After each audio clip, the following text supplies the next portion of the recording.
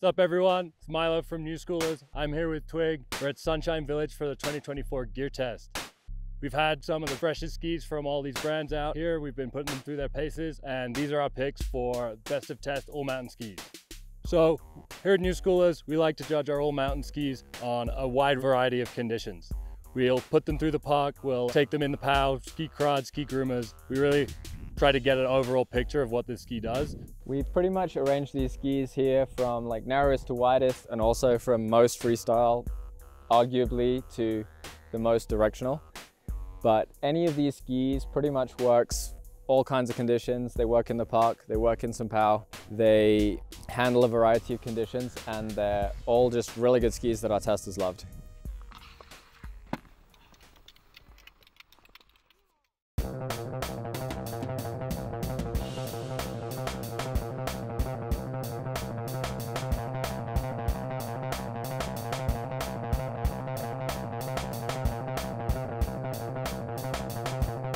All right, first up we have the Atomic Bent 100.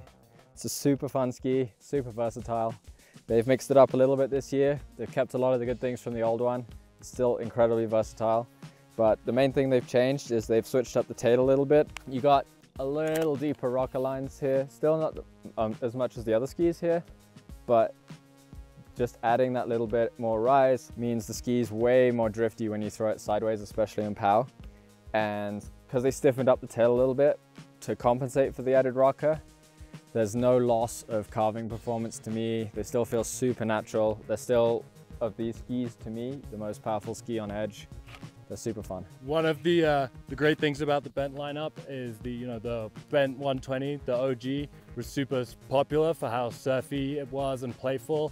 Chris Benchetler, super inspired by his surf roots, and it's super impressive that Atomic have managed to slim that amazing profile down and keep that surfiness and playfulness in this narrow platform. I think for a lot of people, a ski over 100 mil underfoot can be a little bit intimidating, especially if you've had a few knee injuries like we have. This doesn't lose too much in the POW for being 100 underfoot. For your kind of average POW day, like boot deep, knee deep, like this is still gonna float, still gonna perform really well. But as Twig said, great on groomers. For me, the stiffer tail is a huge plus.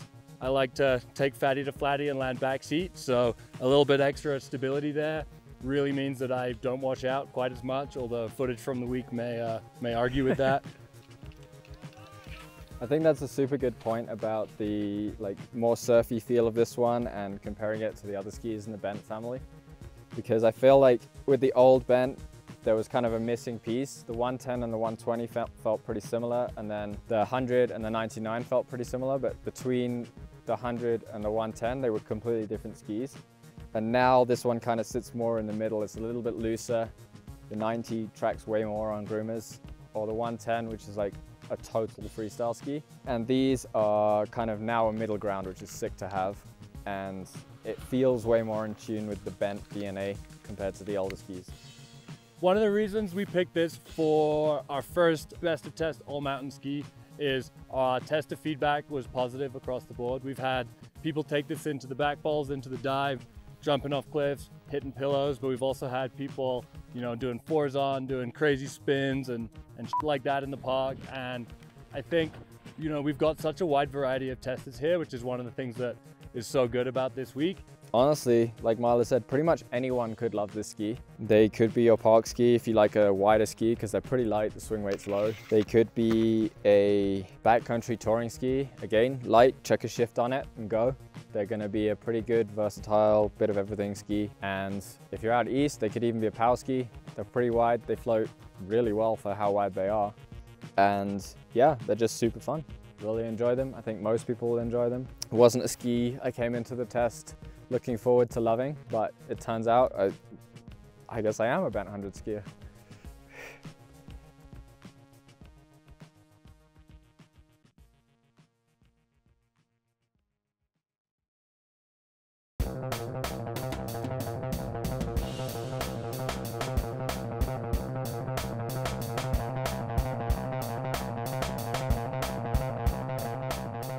Boom! Next up we have the Depart by Salomon. It's a whole new take on the freestyle ski. It took us a long time to decide whether to put this one in the park bracket or the all mountain bracket. At the end of the day, it's so much fun to turn on and it has a lot of power. We decided this is a really versatile ski and it has to go in this category.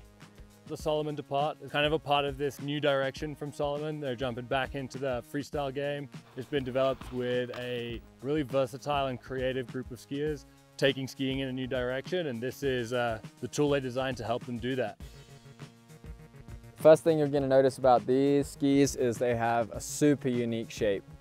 They got this like pinned tip and a pretty like squared off tail, and they also have like a lot of rocker.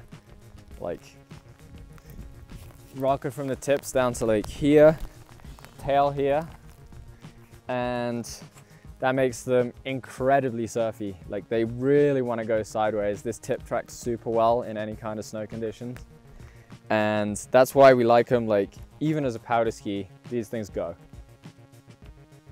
As you can see when I try and flex it, it's a pretty stiff ski with really deep rocker lines and a stiff layup. This ski is playful yet stable, and you can butter it and bend it, but you gotta like put a little bit of effort into that. But that also gives it these great properties for all mountain skiing. And this ski, when you drive it, it goes. You can crank it over rail turns. It's really nimble.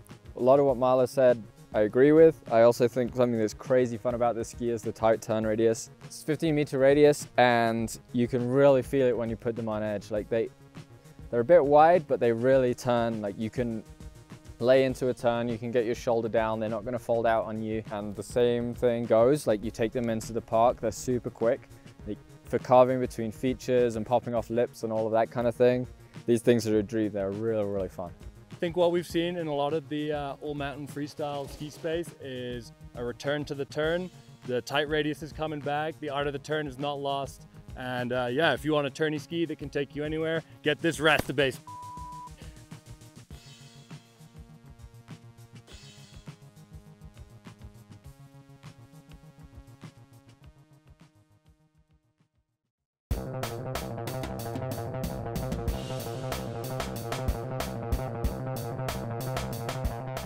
Next up, we have the Scott SEA 108. It stands for Ski Everywhere, Anytime. And to be fair, that's pretty much what this ski can do.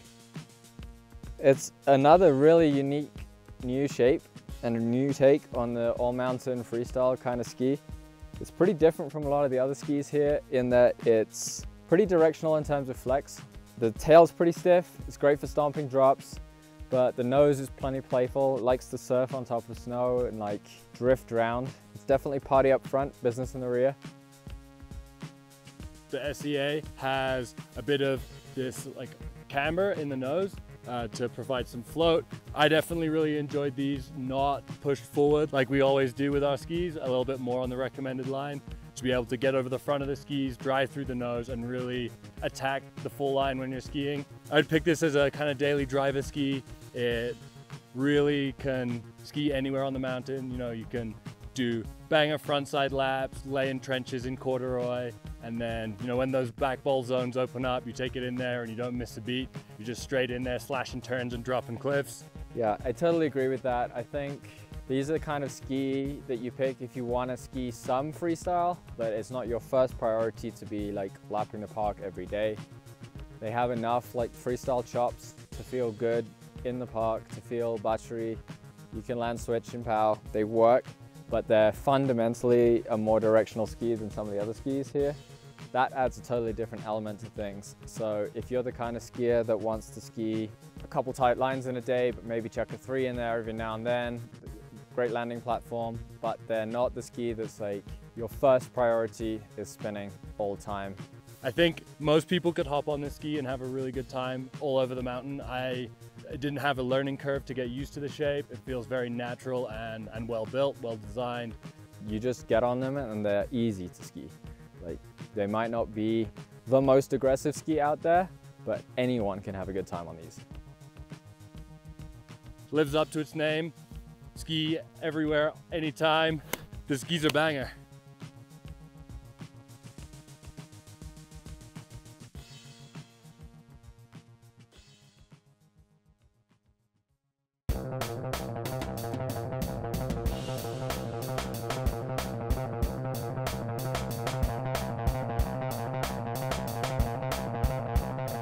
next up on the list of best of test all mountain skis is the Dynastar MFree 108.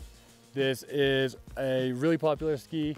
I've seen it all over the mountains this winter. Everybody loves it. It's been updated a little bit. I took this out pretty firm morning laps first day and had to really push into this ski, but when you do, you get a lot out of it. You can really lay a trench, get your angles going, and zip around the hill. I did have it mounted more back towards recommended.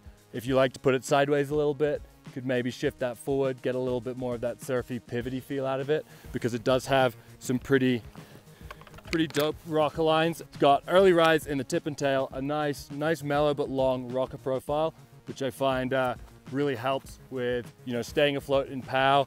While it is a stiff ski, I did find there you can get over the flex point and do ollies over rocks or butter the ski, and it really does have that versatility to it. I actually really love these skis. I think if you said you have to ski one ski for the rest of your life, from what's out there right now, it'd probably be these. They are light enough without being super light. They butter well enough. They carve way better than they possibly should. I have no idea how, but this is just one of those skis that I put on and instantly feel at home again every time I try it at a test. Super fun. They've tweaked the core a little bit this year. Essentially, the only difference seems to me it's a little bit more sustainable and it's a little bit lighter, because the ski feels almost exactly the same. They've also tweaked the length. This is now a 185 versus the 182 before. Yeah, I don't really have a bad thing to say about these. I just think they're an amazing ski. I think there's a reason a lot of people will tell you that if they had to pick a ski, it'd be this one. We've had all sorts of weather conditions and sunshine this trip. We've skied hardpack, we've skied POW, we've skied everything. And one of the things that I really loved about it was how stable it was through choppy snow. At the point in my skiing where I'd feel scared but on another ski that doesn't quite have that oomph, whereas this is a really supportive ski and kind of really gave me a lot of confidence in my skiing. What it can do, it's just crazy, like how many different things this ski is willing to do and willing to do well. Stomping cliffs, I've had it landing switch occasionally, not successfully at all times, but it will do it. And any shortcomings, they're me.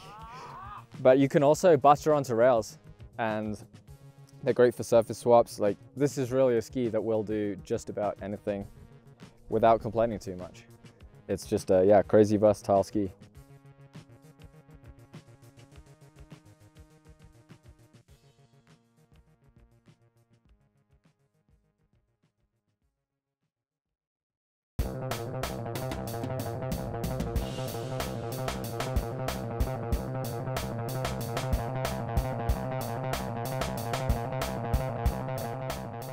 Last but definitely not least on the list of best of test all mountain skis is the Rossignol Sender 110.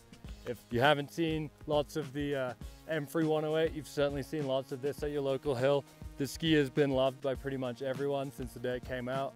We've seen Parker White and Jonah Williams shredding park on them, but Logan Pahoda and those guys all ripping in the backcountry on them too. This ski really blew me away last year at the test. Again, it was one of those skis that you just jump on and it feels right. I don't know how they made a ski feel so damp and stable, yet equally just playful as anything. That combo is kind of a unicorn in skis, and I think they really nailed it with this one. Just truly fun, truly versatile. 110 underfoot is a really great width for all your skiing needs, really. I don't really think you need wider than that for power skiing. You can, but it's not a necessity. And yeah, with this ski, you can really go anywhere. If I had to put one ski in my trunk for a ski trip where I didn't know if I was going to be skiing POW, park, or whatever, this would be the one I'd go to. This is more of a chargy ski than the other ones on this list. They have a little bit of a straighter side cut, a little bit less taper, and that just means they're way more happy going like straight down the fall line, like hucking drops and just riding it out. I mean, they're probably not much stiffer than the MFree, but they have a more smooth rocker profile. And that means they're not as naturally like poppy or ollie, but on the flip side, they're way more stompy. Like, this is the stomp ski, essentially. You see them on the Freeride World Tour, you see them on the top of the podium. There's a reason. They're really easy to ski really big on. Yeah, if you like to ski big lines, drop into couloirs, all of that kind of stuff, this ski is for you. It's probably the most mountain focused of all the skis that we've got on this list. You can ride it in the park, as I said, but for me, I'd want to keep the edges sharp and I'd want to look after it. These would be my babies in my quiver. They're just crazy. I don't have many more words for it. I just love them. That's it's kind of as much of an endorsement as I can give them. For sure. For how stompy these are and for how big you can go on them, they're also remarkably easy to ski. Like, it's not most big mountain skis, and I would probably just about call these a big mountain ski. Yep, they've got all mountain chops, but you can go pretty much as big as anyone's willing to go on these. And yeah, for that kind of ski, there's nothing easier to ski out there. They're still pretty light. You can definitely still spin them. They definitely got some freestyle DNA. Like Milo said, you have them a little bit shorter especially. You can definitely ski them in the park. You could butter them, but at the end of the day, for what they're primarily designed to do, which is go pretty fast and stomp hard, they're pretty perfect, and they remain easy enough and accessible even with that, which is actually crazy impressive.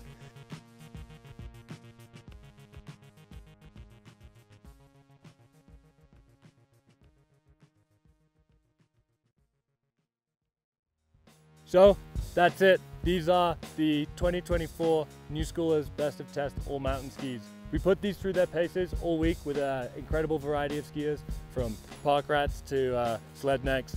We've got everything here, and I really think that this collection of skis has something for everyone.